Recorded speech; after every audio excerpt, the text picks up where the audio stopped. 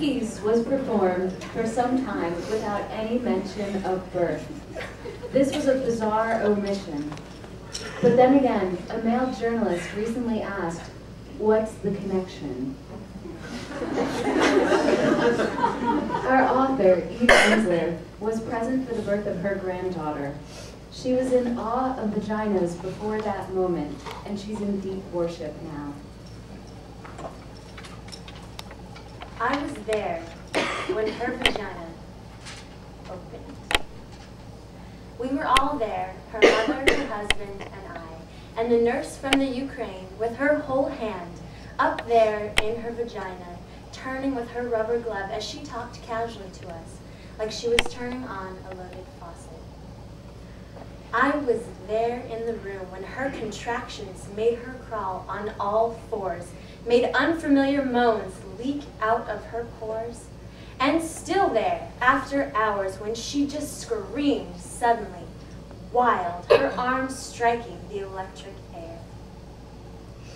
I was there when her vagina changed from a shy sexual hole to an archaeological tunnel, a sacred vessel, a Venetian canal, a deep well with a tiny stuck child inside, waiting to be rescued. I saw the colors of her vagina. They changed.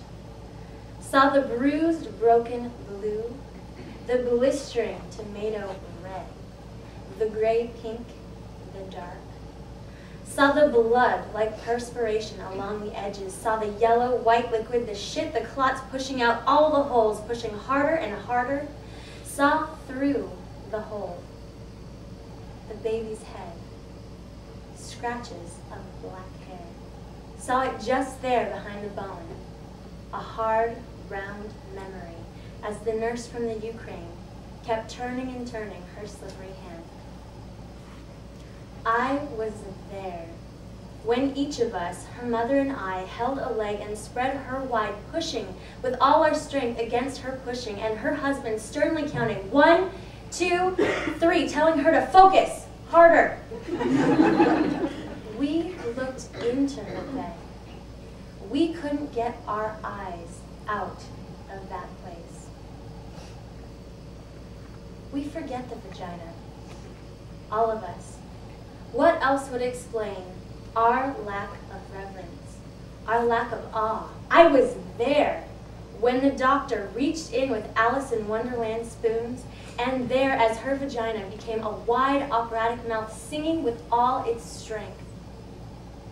First, the little head, then the gray flopping arm, then the fast swimming body swimming quickly into our weeping arms.